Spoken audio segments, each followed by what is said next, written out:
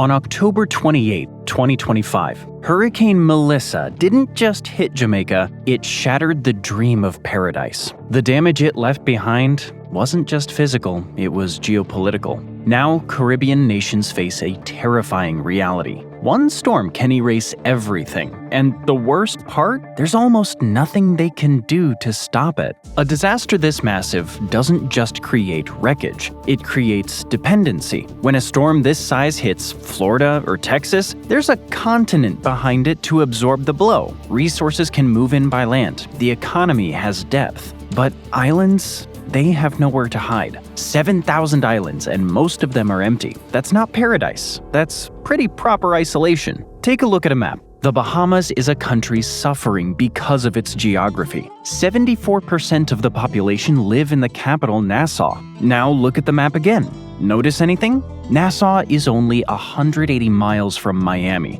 That's a short hop for a tourist, but it's a death sentence for a truly independent Caribbean. It means the center of Bahamian life is closer to the United States than it is to its own territory. The Bahamian Islands stretch all the way to Great Inagua Island, 370 miles away. At that distance, coordinating defense or providing government support is nearly impossible, leaving remote islands largely on their own. And that means you're a sitting duck.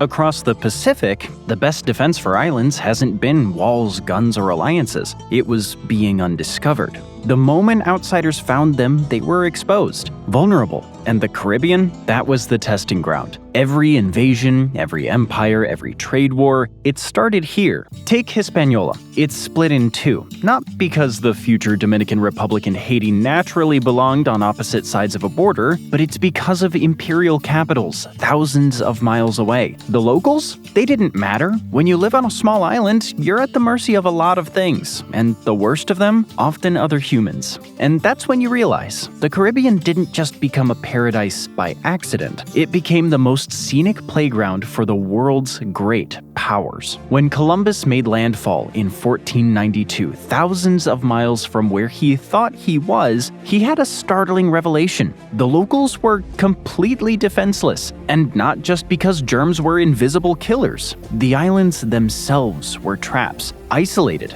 easy to exploit, and that's what they did. Forced labor, land grabs, and slaughter. On Hispaniola alone, at least a few 100,000 Taino lived there when Columbus arrived. Just 20 years later, only 32,000 remained.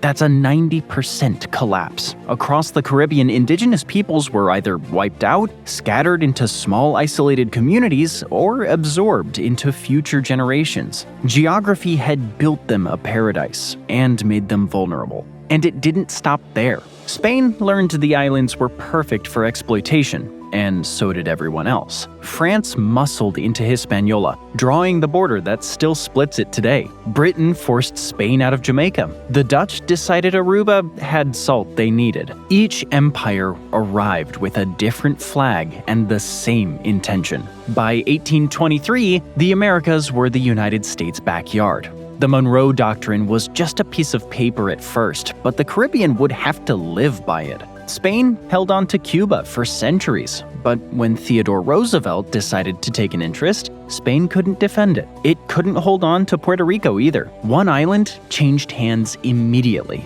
and the US still looms over the other. The Soviets didn't just retreat after the Cuban Missile Crisis, they made themselves part of Cuba's intelligence network, the Lord's Signals Intelligence Complex south of Havana. They had eyes on America's backyard. The Iron Curtain eventually fell, and the Soviets were gone, and America seemed to reign supreme in the region, even to this day. 500 years, one pattern. The Caribbean islands are easy playthings for the world's great powers. And if you like these geography deep dives, make sure to hit subscribe.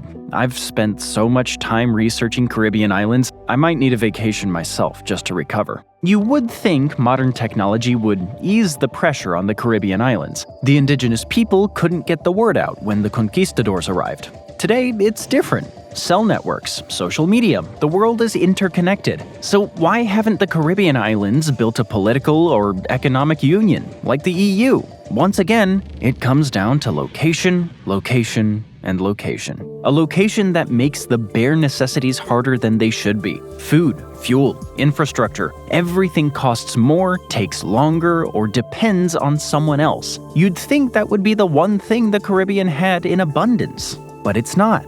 Surface freshwater contaminates easily when you're surrounded by the ocean. Hurricanes make it even worse, flooding supplies and ruining wells. Some islands rely on desalination, but that's expensive and limited. Often they have no choice but to import water. Jamaica, Barbados, the Bahamas, they all depend on outside help just to survive. When a country can't secure its own water, its national security becomes fragile. It's a constant reminder. Geography built paradise and geography built vulnerability. This is one of the biggest nightmares in geopolitics. When you depend on foreign powers to feed yourself, your national security becomes precarious. Only 3 Caribbean countries produce more than half their food domestically: Guyana, Belize, and Haiti. And 2 of those 3 aren't island nations. The islands have to import food. The region as a whole has to import between 80 and 90% of its total food supply. And it gets worse for the Caribbean. Trinidad and Tobago has it a bit better than many of its neighbors. It has oil and natural gas, almost 55,000 barrels of oil a day. The rest of the Caribbean didn't hit the geological jackpot. Puerto Rico and the Dominican Republic have made some inroads in the pharmaceutical market, but the region's exports are mostly the same: fruit, seafood, and flowers. It's not that the Caribbean has nothing of value. Jamaica has bauxite needed to make aluminum, and Cuba has about 30% of the world's nickel reserves. Sounds impressive, but Jamaica's bauxite production in 2024 only amounted to 0.78% of the world's total. Not enough to change its economic portfolio. And Cuba's nickel? The communist regime's mismanagement and the American embargo have affected its value. Once again, the great powers shaped the Caribbean's fate. That leaves one path for Caribbean countries to make money at scale. The one thing they have in abundance: climate and scenic seas. Tourism is the foundation of the Caribbean economy. The region sees 1.26 million tourists every year, primarily from North America and Europe. In Jamaica and the Bahamas, tourism accounts for over a third of GDP. Some nations rely on it far more. Antigua and Barbuda gets 94% of its GDP from tourism. One storm or one economic shock can devastate these economies. The 2020 COVID-19 pandemic offered a stark warning. Tourism to the Caribbean fell by 67%, wiping out $33.9 billion in revenue. That's not just economic vulnerability. That is a geopolitical nightmare. Because when your exports depend on someone else's citizens boarding a plane, you don't fully control your own future. All it takes is one statement, one post on social media from the US State Department advising Americans not to go to the Caribbean, and an entire region's economy collapses. And there are reasons. The region has a high homicide rate, 49.4 per 100,000 in Jamaica, 51.3 in St. Vincent and the Grenadines. All valid reasons for the diplomatic offices to call for a pause on tourism to the region.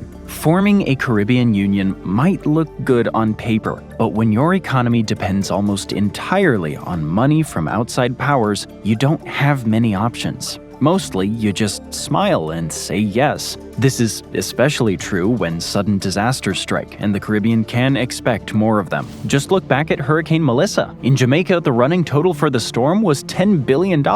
That's devastating to a country with a total GDP of $33.7 billion in 2024. One storm, one day, and a third of Jamaica's economy was wiped out. And here's the real startling fact. Hurricane Melissa wasn't a surprise. There was no shocking left hook like the American Mid-Atlantic region saw with Sandy in 2012. Jamaica knew that Melissa was coming. The authorities prepared 5 days before impact. Water teams were mobilized. Evacuations began. Airports shut down. And yet there was nothing the authorities could do. The storm rolled in. 102,300 acres were damaged. Crops were devastated. Half of the island's forests were damaged. And the list of losses still grew even after Melissa vanished into thin air over the North Atlantic. Floods hit 2 weeks later, creating another major health emergency. Authorities scrambled to warn people not to come in contact with the contaminated water. Mosquito-borne illnesses surged across the entire Caribbean in the aftermath. On top of that, the long-term healthcare costs for treatment and other complications added a heavy burden to already strained systems. Jamaica was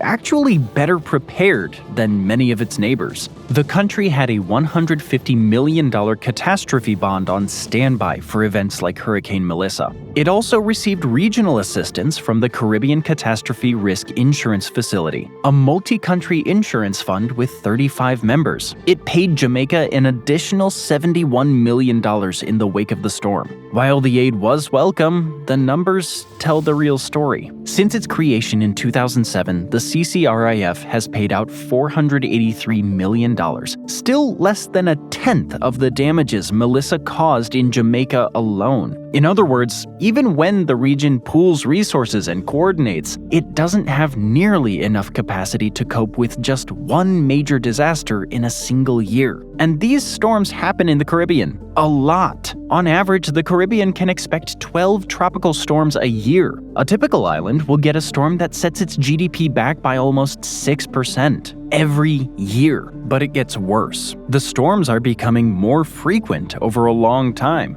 Belize's Great Blue Hole is a timestamp of the local climate. Hurricanes hit the Caribbean 12 times every year. Each one costs 6% of GDP. Do the math, so there's really only one choice for Jamaica and its neighbors. They have to rely on outside help for aid. During Maria, Dominica needed to rely on airlifts from the UK, France, and the Netherlands. The damage was so catastrophic that it couldn't import its own supplies. And that highlights the problem. Relying on outsiders for aid is never a good position to be in. It's even worse than relying on their tourists. When the storm hit Jamaica, tens of thousands went hungry almost overnight. Aid arrived, but the country's neighbors, especially the United States, became the lifeline keeping people alive. And if you think that a greater sense of Caribbean brotherhood can help to hedge against these risks, think again. Jamaica's disaster was the Dominican Republic's opportunity. It saw a surge of tourism as 2025 wound down. The authorities there were more worried about managing the flights for the holidays than about their neighbors' devastation. Proof that one country's disaster can be another country's opportunity. There's only so much the Caribbean can do. The region is hopelessly dependent on foreign powers, and now these powers are competing there again. China is rich enough to project influence even here, not through disaster relief, but through surveillance and strategic investments. It's asserting its presence in a region historically shaped by outside interests. In 2023, the Wall Street Journal broke the news. Cuba agreed to host a new Chinese spy base near Havana, the perfect location to gather up data from the southeastern United States. The government's response at the time was largely to point to the past. The spy activity had already been ongoing for years. There were calls for the Cuban government to shut down the Chinese operations. It highlighted how powerful countries always have options and can project influence even in the Caribbean. Cuba's economy has long been on life support, and now its energy supply is under threat amid ongoing foreign influence. At the same time, European powers are quietly pushing to establish stronger ties in the Caribbean. France still governs several Caribbean territories, including Martinique and Guadeloupe. In September of 2025, France used these territories as the base for a new push.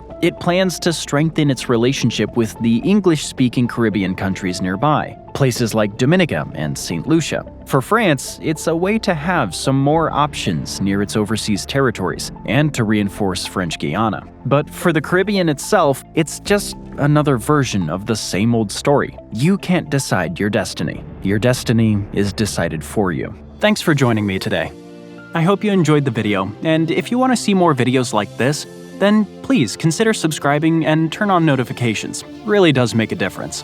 Thanks again, and I'll see you next time on MatPack.